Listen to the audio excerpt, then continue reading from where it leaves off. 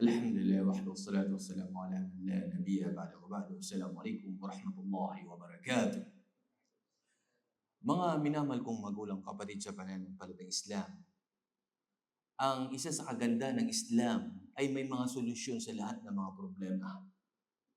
Sa problema, kahit anong problema, mapa-spiritually, physically, anumang problema, may solusyon ang ating pananampalataya.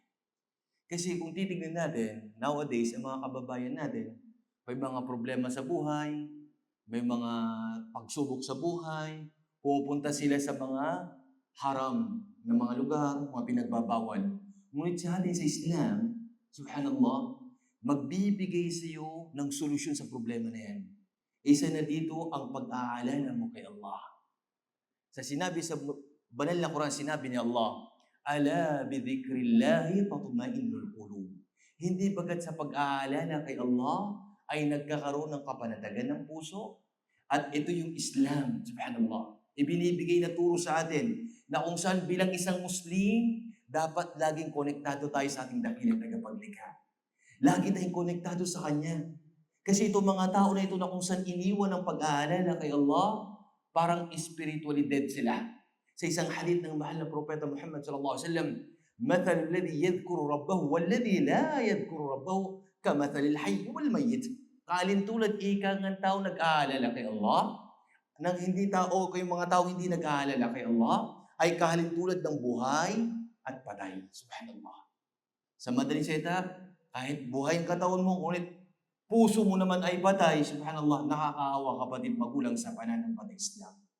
Kaysa isang napakagandang sinabi ni Imam Ibn al-Qayyim rahimahullah na kung saan na sinabi, mithlu dhikr al-qalb, na kung saan kahalintulad ng pag-aalala sa puso kay Allah subhanahu wa ta'ala, na kung saan sa mithlul ma lis-samak, kahalintulad ika nga ng tubig sa tinatawag na isda.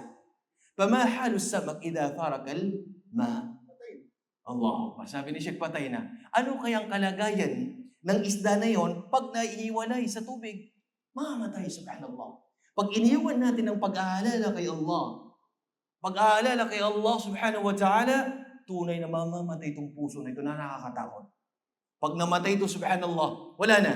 Tatawag adhan, baliwala na sa'yo. Papangaralan ka, baliwala na sa'yo, subhanallah. Kaya ito nakakatakot pag namatay ang puso, mga kapatid, mga magulang, sa pananampalatayang Islam. Yung mga taong iniwan nilang pag-aalala kay Allah, bibigyan sila ng matinding kahirapan sa mundo.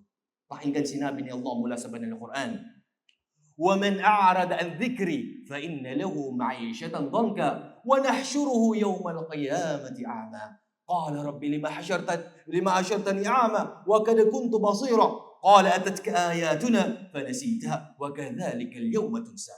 نعوذ بالله. Na kung sino man ang tumanggi sa pag-aalala kay Allah subhanahu wa ta'ala, tunay na bibigyan sila ng kahirapan, subhanallah. Mahirap na pamumuhay. At hindi lang yun dito sa mundo. Ganon din sa kabilang buhay, na kung saan ay gagawin siyang bulag. Sasabihin ng tao, Ya Allah, bakit mo ako ginawang bulag na kung saan sa mundo nakakakita ako? Sinabi ng dakilang tagapaglikha, dumating sa iyo ang aming mga tanda, mga aral.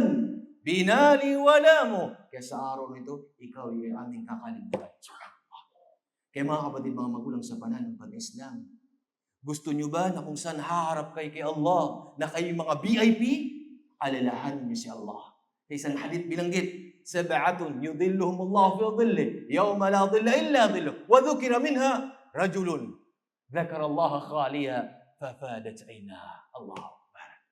7 uri ng tao na bibigyan ng silong sa kabilang buhay, walang silong maliban na lamang sa silong ni Allah. Napakainit on the day of judgment, subhanallah. Pero may special na tao na bibigay ng treatment ni Allah subhanahu, bibigyan ng pagsalub, bibigyan ng magandang kahihinatnan lugar sa kabilang buhay. Sino ito? Itong lalaki na ito, inaalala si Allah. Nag-iisa, siya mag-isa, nagduduan, nananalangin kay Allah. At umiyak ang kanyang mga mata. Allah. Kaya mga kapatid, mga magulang, huwag nating alisin ang ating koneksyon sa ating dakilang tagapaglikha. Saan man tayo naroon, alalahanin natin ang ating dakilang tagapaglikha. Maraming salamat. Hanggang dito na lamang. Wa akhu da'awana alhamdulillah rabbil alamin. Assalamualaikum warahmatullahi wabarakatuh.